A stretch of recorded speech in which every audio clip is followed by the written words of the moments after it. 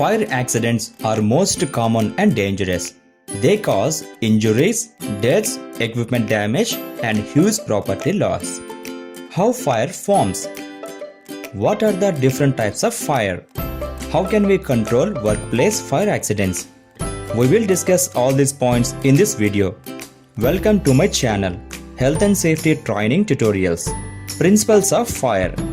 Fire is a chemical reaction between three elements: heat, fuel, and oxygen. Without any of these elements, fire cannot take place. For example, if heat and fuel are present, fire cannot take place without oxygen. If heat and oxygen are present, fire cannot take place without fuel. If fuel and oxygen are present, fire cannot take place without heat. Therefore, chemical reaction between these three elements are compulsory to form a fire. Now, we look into classifications of fire. According to the NFPA standards, the fire classifications are as follows. Class A fires. Solid combustible and organic materials come under Class A fires. Paper, wood, coal, plastic and textiles are the examples. Class B fires. Flammable chemicals and gases come under Class B fires. Chemicals like gasoline, oil, grease, asphalt and paints. Also, gases like methane, propane, acetylene and H2S are considered as Class B fires. Class C fires. These are related to electricity. Fires caused by the faulty electrical equipment and damaged electrical appliances come under Class C fires. Class D fires. Combustible metals come under this classification, such as magnesium, sodium and lithium. Class K fires. Cooking related materials such as oils and fats come under this classification. Heat transmission and fire spread. Heat can be transmitted in 4 different ways. Number 1. Direct burning. A flame front moves through the burning material. For example, this happens when setting fire to the corner of a piece of paper with a match. Think of how the flame front moves from the match and spreads across the paper. This process is called direct burning. Number 2. Convection. Heat transmits through the air and sucks the cool air in the surroundings, raises the temperature and causes the fire. For example, fire at the basement level will slowly heat the temperature in the surrounded air, and that heated air slowly travels to the next floor and ignites the fire. This process is called convection. Number 3. Conduction. Heat can be transmitted through solid metals. Some metals like copper conducts the heat very efficiently.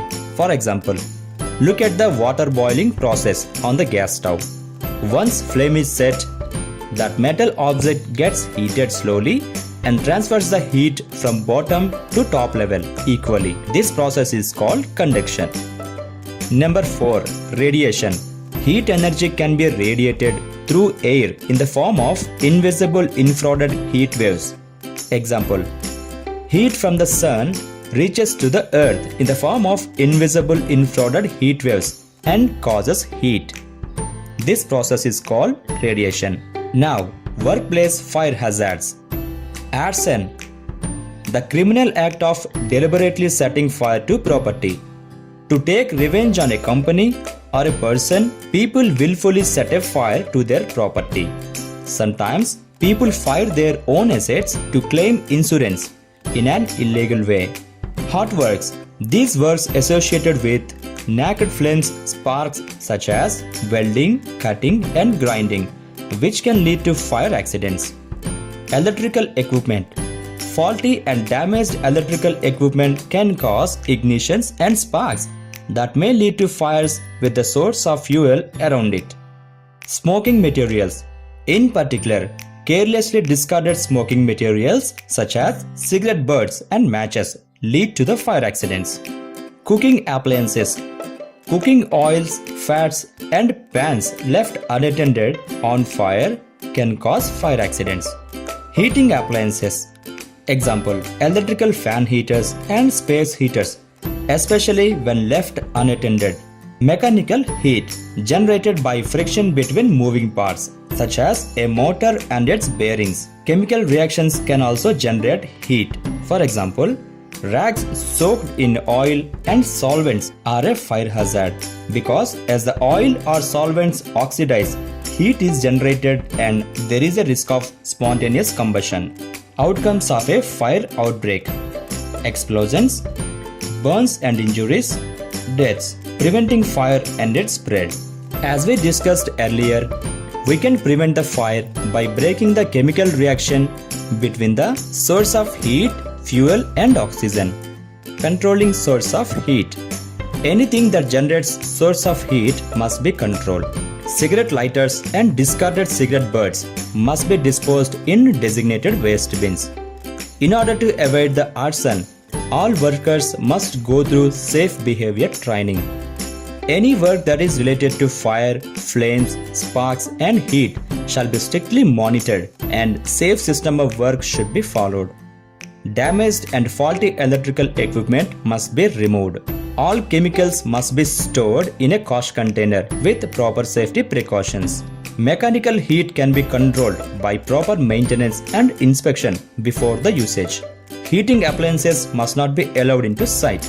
Usage of cooking oils and fats must be avoided in the working site. Controlling source of fuel.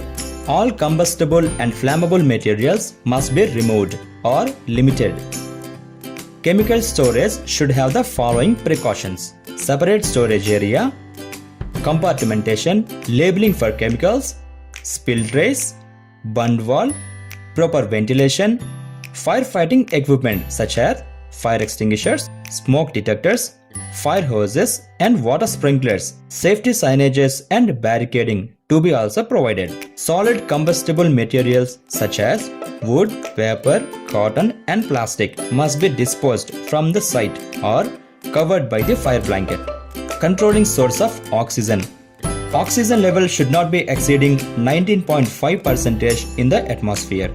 Oxygen cylinders must be stored with good safety precautions. If any activity that generates oxygen must follow the full safety precautions. Risk assessment shall be done for working site to identify all the hazards. Good housekeeping standards must be maintained. So this is all about fire safety part 1. We will discuss about firefighting equipment and fire evacuation in the next video. If you like this video, please like and share to everyone. For more health and safety videos, subscribe my channel.